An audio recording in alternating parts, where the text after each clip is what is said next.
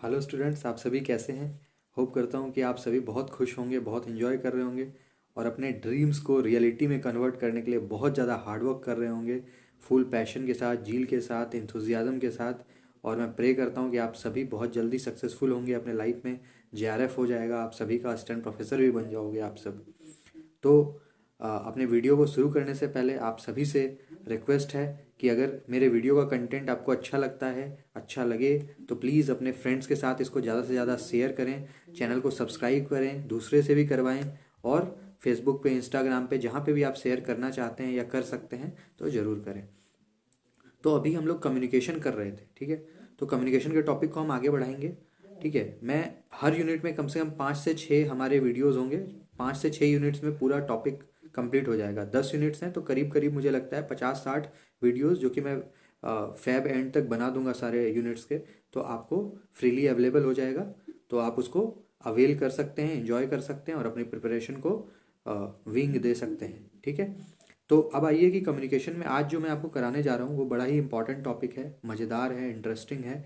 तो आप उसको ध्यान से सुने, अच्छा लगे, इंपॉर्टेंट लगे, रेलिवेंट लगे तो प्लीज़ नोट डाउन भी करें, आपके एग्ज़ाम में आपको काम आएगा, ठीक है। अब आते हैं टॉपिक पे। तो आज मैं जो आपको टॉपिक कराने जा रहा हूँ उसका कम्युनिकेशन के अंदर का ही सब टॉपिक है। ये है कि principle for the selection of instructional media. अब आपको पता है कि आज के टाइम में टेक्निकल टाइम है, ठीक है, एरा ऑफ टेक्नोलॉजी है। तो इस टेक्निकल एरा में हमें ये ध्यान रखना है कि हम select relevant and appropriate methods and media, ठीक है। इट मीन्स कि आप क्लास में अगर स्मार्ट टीचिंग कर रहे हैं या मैं अभी आप लोगों को ऑनलाइन पढ़ा रहा हूँ, तो एक टीचर के लिए, एक असिस्टेंट प्रोफेसर के लिए ये बहुत ही ज़्यादा क्रूशियल होता है, इम्पॉर्टेंट होता है, आवश्यक होता है कि आप हमेशा रेलिवेंट, रेलिवेंट का मतलब क्या है कि आज के समय में क्या चल रहा है, लोग किस पे हैं। सपोज करिए आज के टाइम में लोग इंस्टाग्राम को ज़्यादा यूज़ कर रहे हैं, ट्विटर पे हैं ज़्यादा, ठीक है। फेसबुक का ट्रेंड अब कम हो रहा है पहले के कंपेयर में, ठीक है, या फेसबुक पे भी। तो आज के टाइम में जो रेलिवेंट मीडिया है आप उसको यूज़ करें। मैं अगर वीडियो बना रहा हूँ तो मुझे होना चाहिए कि मैं फेसबुक पे इसको डालूँ, इंस्टा पे डालूँ, ट्विटर पे डालूँ। क्यों? क्योंकि आज के ज़माने के जो बच्चे हैं, आज के ज़माने के जो स्टूडेंट्स हैं, एस्पिरेंट्स हैं, वो सब इस प्लेटफॉर्म पे अवेलेबल हैं। तो उनको इजीली ये सारी चीज़ें अवेलेबल हो जाएं, वो इसका पूरा लाभ ले पाएँ, ठीक है। इसके अलावा अगर आप क्लास में पढ़ा रहे हैं तो आप ऐसे अप्रोप्रिएट मीडिया चैनल को या अप्रोप्रिएट टेक्नोलॉजी को चुनें, मेथड्स को चुनें, ठीक है, जो जो बच्चों के लिए रेलिवेंट हो और बच्चा उसको समझ पाए और बच्चों के लिए वो बहुत ज़्यादा ऐसा ना हो कि वो उसके साथ कंपेटिबल फील ना करें, ठीक है। इसके बाद आपको ये ध्यान रखना है कि use variety of methods and media. अब आप देखिए आज के टाइम में आपको पता है कि स्मार्ट एडुकेशन आ गया है, ठीक है। पहले के टाइम में ट्रेडिशनल एडुकेशन था, रट्टाफिकेशन था। अब स्मार्ट एडुकेशन में क्या है, हमें बच्चों को स्मार्ट बनाना है। स्मार्ट बनाने से मेरा मतलब क्या है कि आप वैरायटी ऑफ मीडिया को यूज़ करें, मेथड्स को यूज़ करें, मेथडोलॉजी को यूज़ करें। इसका मतलब कि अब सपोज करिए कि देखिए मैं ऑनलाइन भी पढ़ाता हूँ आप लोगों को, यूट्यूब पे भी पढ़ा रहा हूँ, यूनिवर्सिटी में भी पढ़ाता हूँ, ठीक है। तो लेक्चर मैं यही दे रहा हूँ, मैं यूनिवर्सिटी में भी यही लेक्चर देता हूँ, यूट्यूब पे भी यही लेक्चर दे रहा हूँ, ऑनलाइन क्लास लेता हूँ तभी भी ये देता हूँ। तो मैं वैरायटी ऑफ मेथड्स को यूज़ कर रहा हूँ, ठीक है। और सपोज करिए कुछ लोग हैं जो और भी टेक्निकली एडवांस्ड हैं, तो वो और भी टेक्नोलॉजी को यूज़ कर रहे हैं। तो आप जितने ज़्यादा मीडिया का, जितने ज़्यादा मीडियम का, टेक्नोलॉजी का आज के टाइम में यूज़ करोगे, यूटिलाइज करोगे, उतना बच्चों को कंपेटिबिलिटी फील होगी, बच्चे उतना ज़्यादा अवेल कर पाएंगे।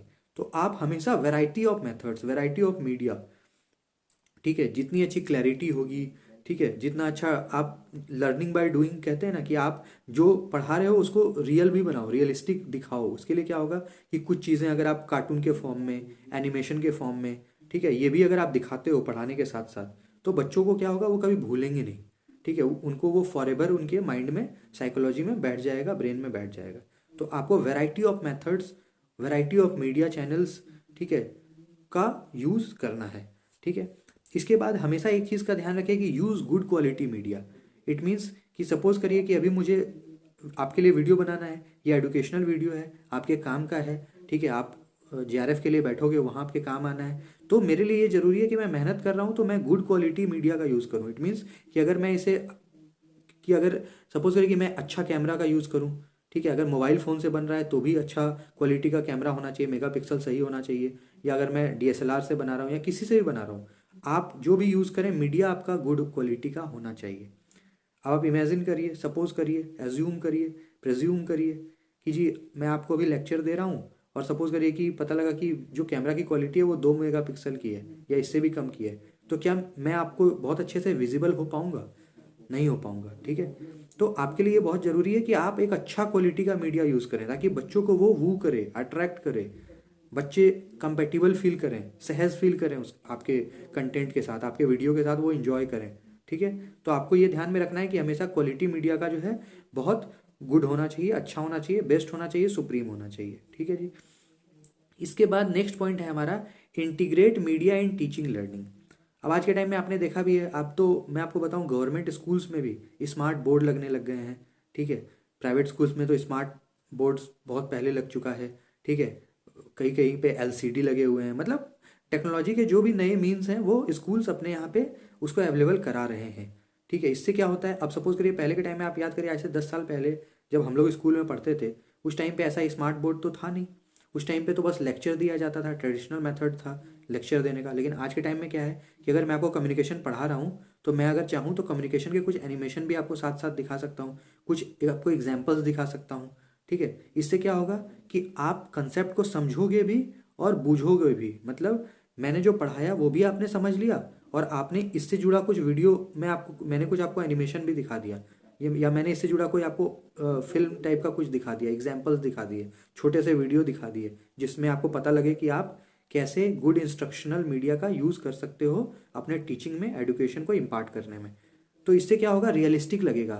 ठीक है। मैंने आपको बताया था कि प्रिंसिपल फॉर टीचर्स में कि आपको हमेशा ये ध्यान रखना है कि आप जो भी पढ़ाएं वो थोड़ा रियल लगे, है ना। बच्चों के माइंड में ऐसा इमेजिनेशन का एक पिक्चर क्रिएट करना बड़ा आवश्यक होता है कि आप उनके माइंड में एक रियलिस्टिक कंसेप्ट को डेवलप करें। इससे उनको हमेशा ये लगेगा कि वो उससे जुड़े हुए हैं, अटैच फील करेंगे, कनेक्ट फील करेंगे। ठीक है।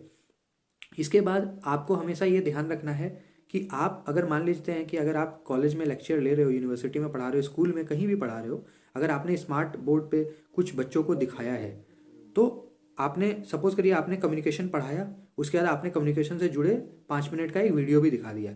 इसके बाद आप इस चीज़ का ध्यान रखें कि आप बच्चों से कुछ क्वेश्चन उससे जुड़े, उससे रिलेटेड, उससे जर्मेन, उससे जुड़े हुए जरूर पूछें। क्योंकि क्या होगा कि कुछ बच्चे तो ऐसे होंगे जो बहुत अटेंटिवली हीट के साथ उस वीडियो को सुनेंगे, लेकिन कुछ बच्चे ऐसे भी होंगे जो नोटोरियस होंगे, वो उस वीडियो को अच्छे से नहीं देखेंगे, नहीं सुनेंगे। तो आपका ये रिस्पॉन्सिबिलिटी है कि आप उस वीडियो को के ख़त्म होने के बाद बच्चों से फीडबैक लें। इससे क्या होगा, बच्चों के अंदर अवेयरनेस क्रिएट हो जाएगी। ठीक है। एक नेचुरली एक अवेयरनेस आ जाएगी जिससे बच्चे हमेशा ये समझेंगे कि टीचर जो हैं या प्रोफेसर मेरे से क्वेश्चन अराइज कर सकते हैं, तो मैं बहुत अच्छे से इसको देखूं। तो फीडबैक का मैंने डे 1 से ही आपको मैंने समझाया है कि कम्युनिकेशन में फीडबैक का कितना बड़ा रोल होता है। जब तक फीडबैक नहीं होगा तब तक इफेक्टिव कम्युनिकेशन नहीं माना जाएगा। ठीक है। तो आप इस वीडियो को देखने के बाद मुझे भी फीडबैक दें कि आपको कैसा लगा, मुझे क्या इंप्रूवमेंट करनी चाहिए अपने वीडियो बनाने में, ताकि आप ज़्यादा से ज़्यादा मेरे लेक्चर्स का अवेल कर पाओ। ठीक है। बेनिफिशियल आपके लिए हो पाए। ठीक है। इसके बाद दूसरा एक टॉपिक है कि principle for creating conducive environment in class. मतलब कि आप अपने क्लास में कैसे एक अच्छा इन्वायरमेंट, पढ़ने का इन्वायरमेंट, बहुत ही लाभप्रद, जिसको आप डायडेक्टिक इन्वायरमेंट कैसे क्रिएट कर सकते हो क्लास में, बहुत ही पॉजिटिव इन्वायरमेंट। ठीक है। इंस्पिरेशनल इन्वायरमेंट, आइडल इन्वायरमेंट कैसे क्रिएट कर सकते हो। तो पहला पॉइंट है कि आप हमेशा इस चीज़ का ध्यान रखें कि class should not be over crowded. कि आपकी जो कक्षा है, आपका जो क्लास है, अगर उसमें 20 बच्चों का बैठने का स्ट्रेंथ है तो आप 20 ही बिठाएं, 18 बिठा लें, लेकिन 21 ना बिठाएं, 22 ना बिठाएं। ओवर क्राउडेड क्लास होगा तो आपकी वॉइस मॉड्यूलेशन में भी दिक्कत आएगी, नंबर 1। नंबर 2, अगर बच्चे विस्परिंग भी करेंगे, मरमरिंग भी करेंगे, धीरे धीरे भी अगर कुछ बोलेंगे तो क्लास में क्या होगा, नॉइज़ बहुत ज़्यादा होगा। आप जो भी लेक्चर दोगे वो हर बच्चों तक नहीं पहुंच पाएगा अच्छे से। ठीक है। नॉइज़ की वजह से क्या होगा कि आपके कम्युनिकेशन में डिस्टर्बेंसेस आने लग जाएंगे। तो आप हमेशा ध्यान रखें कि आपका क्लास ओवर क्राउडेड ना हो। ठीक है। क्लास को हमेशा जो स्ट्रेंथ है आप वही रखें क्लास में, वो ज़्यादा जो है डायडेक्टिक होगा, लाभप्रद होगा। दूसरा है कि ensure proper seating arrangement in the class. देखिए, बीइंग अ टीचर आपको इस चीज़ का ध्यान हमेशा रखना है कि क्लास में प्रॉपर सीटिंग अरेंजमेंट आपने रखना है। इट मीन्स कि अगर कोई लंबा बच्चा है, किसी की हाइट ज़्यादा है, तो उसको पीछे बिठाइए, कोई बच्चा छोटा है उसको आगे बिठाइए, है ना। इस चीज़ को आप ध्यान देंगे, प्रॉपर सीटिंग अरेंजमेंट बड़ा ज़रूरी है, क्योंकि मान लिया कोई टॉल है, उसको आपने आगे बिठा दिया, शॉर्ट हाइट का बच्चा पीछे बिठा दिया, उसको आप दिखोगे ही नहीं, ब्लैक बोर्ड दिखेगा ही नहीं, वाइट बोर्ड दिखेगा ही नहीं, स्मार्ट बोर्ड दिखेगा ही नहीं, तो वो क्या समझेगा। तो आप प्रॉपर सीटिंग अरेंजमेंट करें, ताकि अगर क्लास में 10 बच्चे हैं तो 10 को इक्वली आपकी आवाज़ जो वॉइस है वो बिल्कुल क्लियरली, ठीक है, बिल्कुल लिम्पिडली उनके कानों तक वो वॉइस पहुँचे और वो आपकी लेक्चर को बहुत अच्छे से एंजॉय कर सकें, समझ सकें, ठीक है। तीसरा पॉइंट है build rapport among the students. It means कि being a teacher, being an assistant professor, ये बहुत आवश्यक है कि आप अपना एक रेपुटेशन क्रिएट करें स्टूडेंट्स के बीच, क्योंकि रेपुटेशन, रैपो क्रिएट करना बहुत ज़रूरी होता है। अगर आपको अपने सब्जेक्ट में बहुत ज़्यादा प्रोफिशिएंसी होगी, अगर आप बहुत ज़्यादा पॉजिटिव एटीट्यूड के टीचर हैं, तो बच्चे हमेशा आपसे वो होंगे, अट्रैक्ट होंगे, ठीक है, बच्चों के बीच आपका रैपो क्रिएट होगा, इससे आपको फ़ायदा मिलेगा, क्योंकि आप जब लेक्चर देने जाएंगे बच्चे ज़्यादा से ज़्यादा संख्या में आपके क्लास में लेक्चर लेने पहुँचेंगे, ठीक है। कई बार आपने देखा भी होगा कि आप यूनिवर्सिटी जाते होगे, कुछ ऐसे प्रोफेसर्स होंगे जिनके क्लास में आप बैठना चाहते हो ऐसे भी विलिंगली, और किसी के क्लास में आपको अनविलिंगली बैठना पड़ता है। किसी के क्लास में उनको देख लेते हो कि अच्छा वो सर क्लास में है, पता लगा आप कैंटीन चले गए, पता लगा आप ग्राउंड घूम रहे हो। तो आप बिंग एन असिस्टेंट प्रोफेसर, आपके लिए बड़ा आवश्यक है कि आप एक पॉजिटिव रैपो क्रिएट करें बच्चों के बीच। वो कैसे होगा, जब आपको अपने सब्जेक्ट में प्रोफिशिएंसी होगी, नंबर 1, और नंबर 2 कि आप बड़े मतलब कि कंड्यूसिव, आपका एटीट्यूड पॉजिटिव एटीट्यूड रहेगा, तो ठीक है। इसके बाद ensure cooperation and healthy competition among students. आप एक कोऑपरेशन का इन्वायरमेंट क्लास में बनाएं, बच्चों को मोटिवेट करें, इंस्पायर करें कि वो एक दूसरे की मदद करें, नंबर 1, और नंबर 2 कि एक हेल्दी कंपटीशन, आपका जो भी क्लास है, आप जहाँ पे भी लेक्चर देते हो, तो वहाँ पे ये चीज़ बड़ा आवश्यक है कि बच्चों के बीच एक हेल्दी कंपटीशन हो। ऐसा ना हो कि बच्चे जेलस करें, एक दूसरे से जेलसी रखें, इन्वियस करें, लेकिन उनके बीच एक कंपटीशन की भावना हो। इसके लिए आप क्या करें, इसके लिए आप फॉर्मेटिव उनका टेस्ट लेते रहें, यूनिट टेस्ट लेते रहें, बीच बीच में क्वेश्चंस पूछें, ताकि उनको अप्रिसिएट करें, ताकि एक हेल्दी कंपटीशन बने, बच्चों को ऐसा लगे कि मुझे भी अच्छा करना है।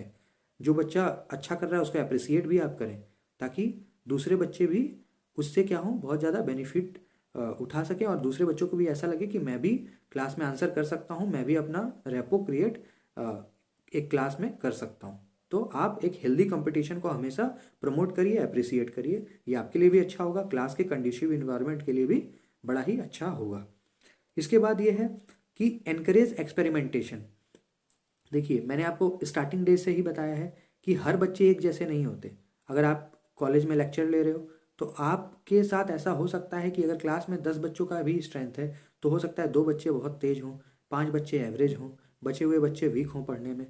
तो ऐसी, ये बच्चे का जो नेचर होता है, वो कोई तेज, कोई कमज़ोर, कोई एवरेज, ऐसा होता है, इसे ये नेचुरल है।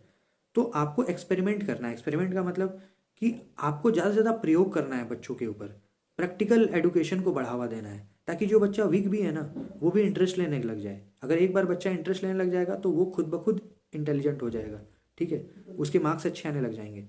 तो एक्सपेरिमेंट का मतलब क्या होता है कि ऐसा ऐसा आप टेक्निक अपनाइए, ऐसी ऐसी मेथडोलॉजी को आप अडॉप्ट करिए कि जिससे बच्चा वीक हो चाहे इंटेलिजेंट हो, वो बच्चा अच्छे से लेक्चर को अटेंड करे, और उसके अंदर एक जो है ना नेचुरल क्यूरियोसिटी आ जाए सब्जेक्ट को पढ़ने की, उसके अंदर एक इच्छा जग जाए। उसके लिए ज़रूरी है कि आप सपोज करते हैं कि मैं लेक्चर दे रहा हूँ, पता लगा रोज़ गया कॉलेज, यूनिवर्सिटी, और ऐसे ही लेक्चर दे के आ गया, कुछ बच्चों ने समझा, कुछ ने नहीं समझा, तो क्या ये अच्छा है? या ये अच्छा है कि मैं हर दिन, कभी मैंने लेक्चर दे दिया, कभी मैंने कोई फिल्म दिखा दी, कभी मैंने कोई मोटिवेशनल वीडियो दिखा दिया, कभी मैंने स्मार्ट बोर्ड पे कुछ एनिमेशन दिखा दिया। तो जब आप प्रयोग करेंगे, एक्सपेरिमेंटेशन करेंगे ज़्यादा से ज़्यादा, तो क्या होगा, बच्चों में खुद ब खुद एक क्यूरियोसिटी आ जाएगी, जील आ जाएगी, ठीक है, इंथुजियाज्म क्रिएट होने लग जाएगा बच्चों के अंदर, ठीक है, वो भी क्रिएटिव होने लग जाएंगे।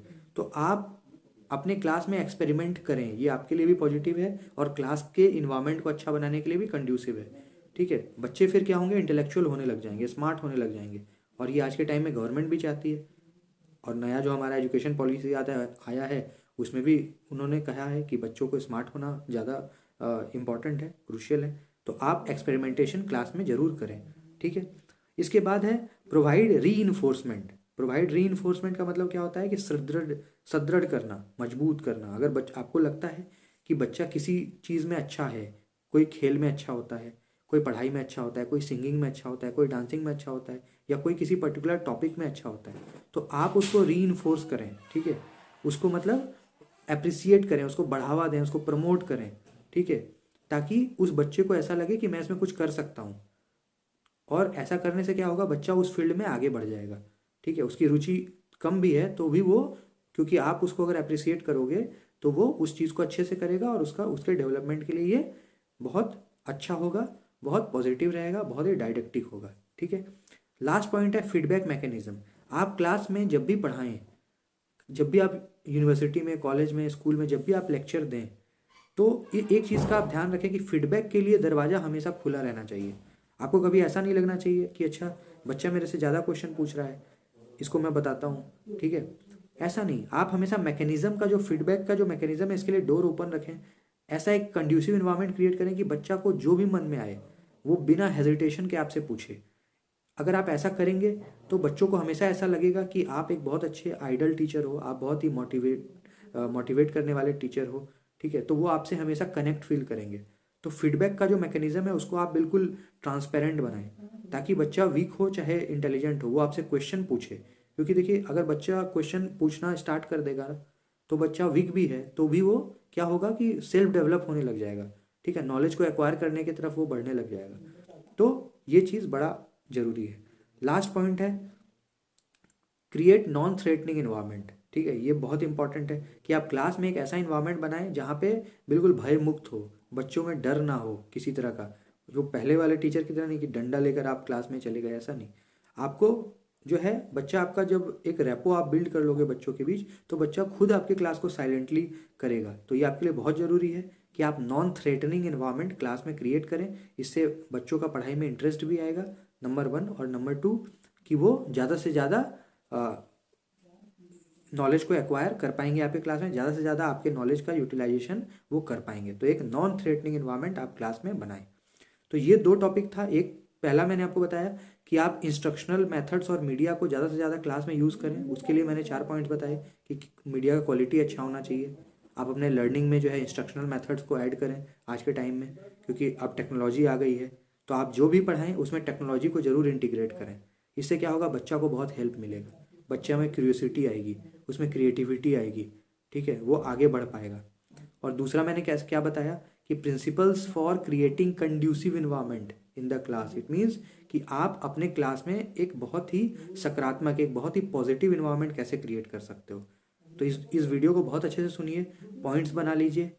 हो सकता है कि इस टॉपिक में से क्वेश्चन आए, बहुत ही इंपॉर्टेंट टॉपिक है। हर टॉपिक ही देखिए अपने आप में इंपॉर्टेंट है, क्योंकि हर यूनिट से 5 क्वेश्चन आते हैं करीब करीब, ठीक है। ऐसा 100% चांस है कि आएगा ही, कम्युनिकेशन से 5, तो हो सकता है इस टॉपिक से 1 आ जाए। तो आप इस वीडियो को बहुत अच्छे से सुने, इसको यूटिलाइज करें, है ना। और आगे भी मैं कम्युनिकेशन के 2 वीडियोस और बनाऊंगा जिसमें हमारा कम्युनिकेशन पूरी तरह से फिनिश हो जाएगा। आप सारे वीडियोस को देखें, और वीडियो के ख़त्म होने पर एक चीज़ और मैं आपसे रिक्वेस्ट कर देता हूँ कि चैनल को सब्सक्राइब जरूर कर लें और शेयर करें ज़्यादा से ज़्यादा लोगों के साथ। Thank you.